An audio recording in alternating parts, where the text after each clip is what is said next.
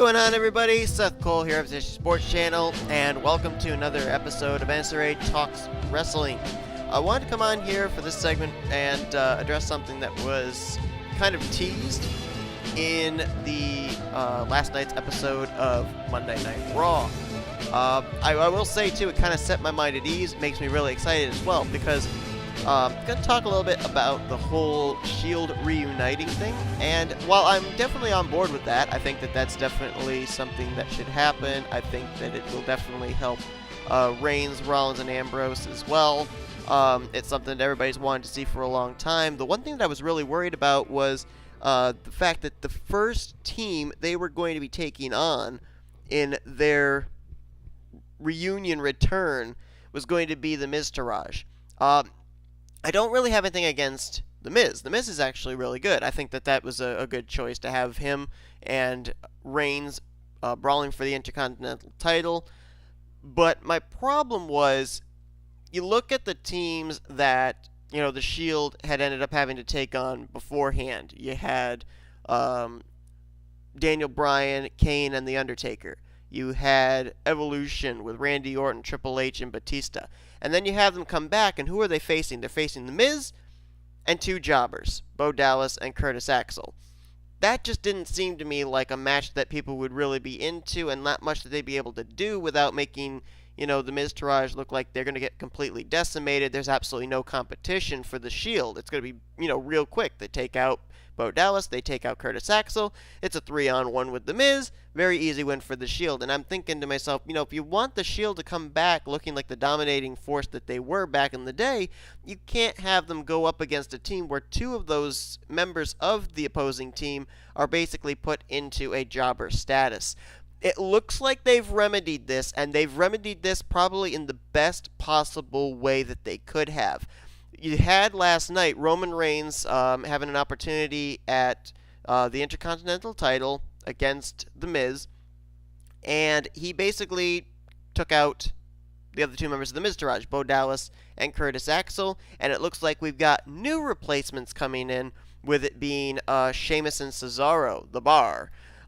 This, I think, is perfect, because we already know the chemistry that Sheamus and Cesaro have had with Dean Ambrose and Seth Rollins in the last two times that these guys have met. They have completely torn the house down. They have been probably one of the best matches in the past two pay-per-views. The tag team division with those two teams heading it on Raw has really been almost a little bit more exciting than the main event itself. Maybe not necessarily in the weekly shows, because it does get a little bit tiring to see Rollins versus Sheamus, or Rollins versus Cesaro, or Cesaro versus Ambrose, or Sheamus versus Ambrose each week. But this, I think, was perfect, because now you have a dominating force. You've got Sheamus and Cesaro, who have definitely proved their worth and their chemistry in the bouts they've had with Ambrose and Rollins. And you've got The Miz, who I know a lot of people don't like The Miz. They don't like the fact that he's Intercontinental Champion. I personally don't have a problem with it. I think Miz is one of the hardest workers on the roster, and I don't have a problem with him being Intercontinental Champion for one reason being The Miz is unbelievable on the mic with cutting promos. You want to have a champion that's going to be able to do that. Miz is able to do that, so I don't have a problem with him having the Intercontinental Championship at all. And he really helps the Intercontinental Championship seem big in a way, too. There's some people that say, The Miz has had it long enough, give it to somebody else.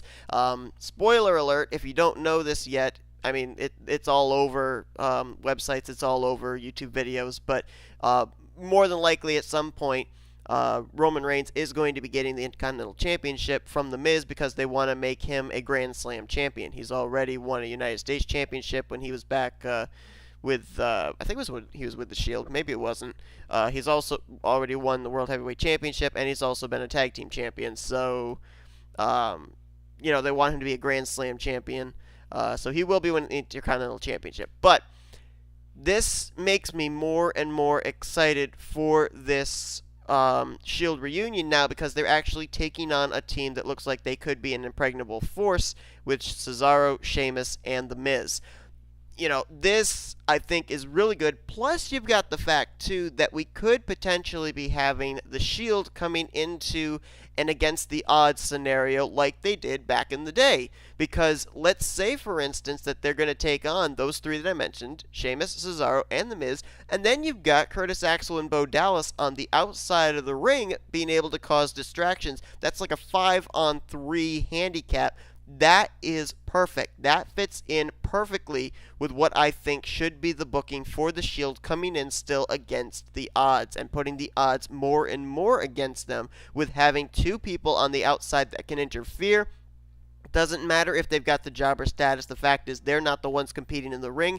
They can get involved in some way like they've been able to do with The Miz. It's perfect. It is absolutely perfect. Now, I'm going to piggyback off an idea that Levi McIntyre, Thrash Maniac 99, had. I'll put the link to his channel in the description. Head on over as he ends up giving his ideas on this, and I think it was a pretty good brainstorm on his part, and we'll have to see if WWE takes this idea and runs with it, where it's a winner-take-all kind of scenario, because you have Sheamus and Cesaro, who are the former tag team champions. We don't really want the feud to continue on between them and Dean Ambrose and Seth Rollins for the tag team titles. This gives the feud a little bit more of a fresher look, with it being 3-on-3. And you've got now this feud between Roman Reigns and The Miz with the Intercontinental Championship weighing in the balance. So what Levi came up with was, I thought, a genius idea, and it makes even more sense to do this idea now with the fact that Sheamus and Cesaro are in the picture.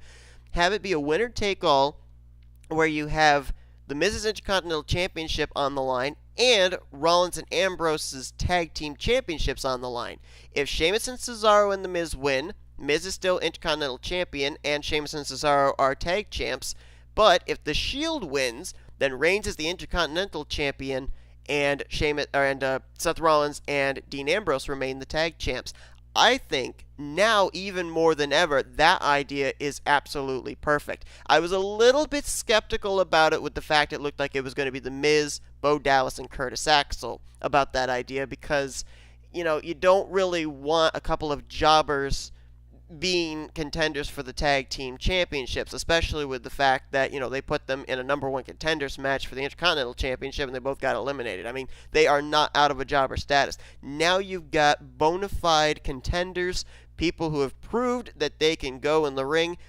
I think, and I'm making this is a bold statement, but I honestly think that this matchup, if it happens with Sheamus, Cesaro, The Miz against The Shield, I think this could top the matchups that we saw take place with the Shield versus Evolution. I think it has that potential, the chemistry that we have seen with Sheamus, Cesaro, Rollins, and Ambrose, and the fact that we know that Roman Reigns and The Miz are also hard workers in the ring, and they both, The Miz has always been good, but Roman Reigns has really improved as well. I think this is perfect, and I think a winner-take-all type of scenario, like Levi said, would be absolutely perfect for the matchup. The tag team division looks really good right now on Raw, and I think that would be a terrific decision to have it be that 3-on-3. But anyway, that's it, guys. Thanks for tuning into this episode of NNSCRA Talks Wrestling. I'll see you guys next time.